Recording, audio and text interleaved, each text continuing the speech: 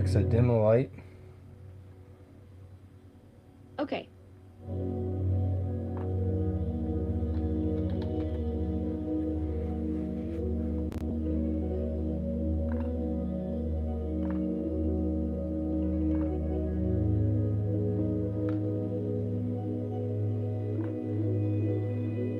Alright, the broken instruments.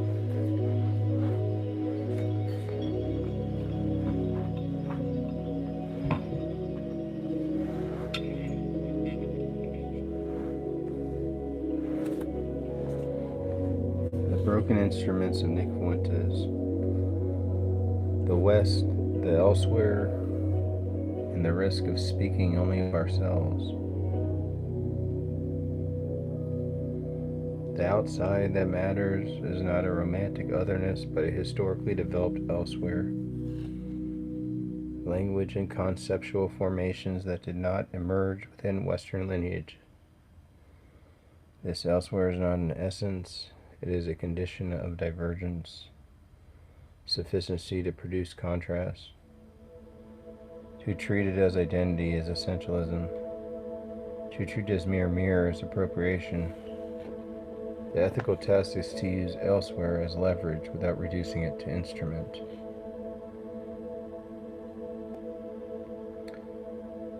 The critique of Western metaphysics via China always risks becoming a story told by the West about itself. One can reach for the non-West as an outside and yet still assimilate into the Western desires, anxieties, and theoretical templates.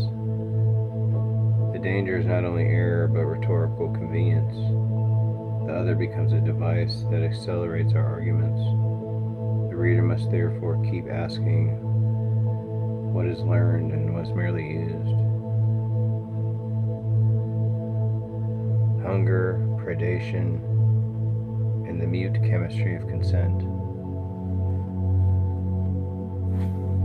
He could do nothing of the kind, it wasn't in him. He was a pretty big man by the time he was finished. Help me if I do it. If I do it with you, I can't live anymore. Performative threat in the theater of the bar. The loudest vow is often the most reliable proof of impotence. A man who announces devastation to compensate for humiliation is not promising action.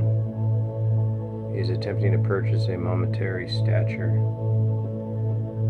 Threat becomes a currency used by the powerless to feel weighty in a world that refuses them weight.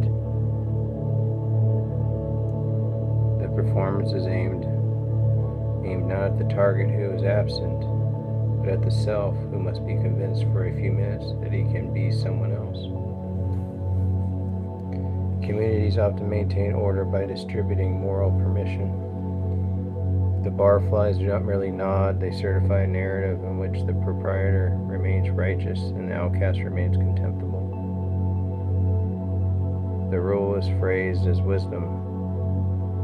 A man shouldn't mention a man's mother, but it functions as administrative. It converts a messy encounter into a stable hierarchy.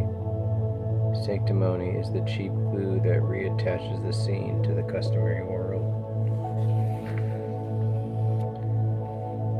Predation often begins by staging weakness. The fake scratch, the bloodstain, the shaking breath. These are props that solicit the caretaker's reflex. Vulnerability is used as a key because compassion is one of the few doors that opens quickly. The fraud works not because the victim is foolish, but because the victim is decent. The predators are rarely geniuses, they are opportunists who learn one critical lever. Here the lever is simple, the target's proven tenderness towards small suffering. A culture that praises empathy must also reckon with its exploitability. Wherever pity is automatic, it becomes a predictable technology. The seducer speaks in a stream not to communicate, but to occupy. Convoluted narrative functions as a fog. It exhausts the listener's discernment while the body is being prepared. The victim is made to strain, to to follow, to help until she cannot also defend. This is not dialogue, it is unilateral management of attention. Consent is not a feeling that can be inferred from silence, slowness, or glazed eyes. It is a condition requiring clarity, capacity, and freedom from coercion.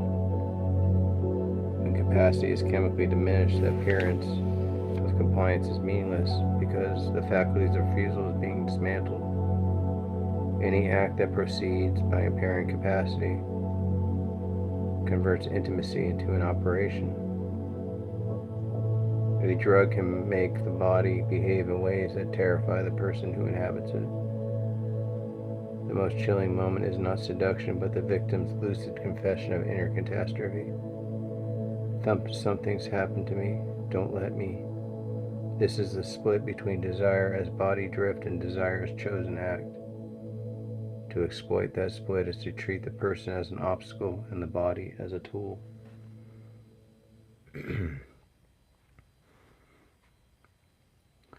The victim's lack of accusation does not absolve. It indicts the situation's asymmetry. When someone asks for help and resisting, the ethical landscape becomes unmistakable. The proper response is protection, not pursuit. Predation often relies on the victim's gentleness to keep the scene quiet. Silence is not consent, it is sometimes a hostage. Predation is patient when it must be. The predator waits for physiological signs not as a lover waits, but as a technician watches a process complete. This is the conversion of the intimate into a laboratory. Pulse taken, glass examined, timing monitored. When the other becomes an instrument panel, the self has already departed from human relation.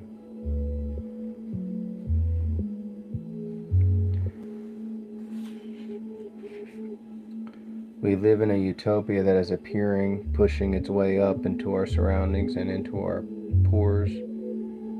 Utopia means groundlessness, the absence of a point of reference. Technical images are computations of concepts. The utopia already here, emerging utopia and the groundlessness. The future described by technical images is not a distant continent, it is the weather of the present. It arrives not as prophecy but as mutation in perception, valuation, mood, and habit, where the world becomes a surface of information rather than a line of events.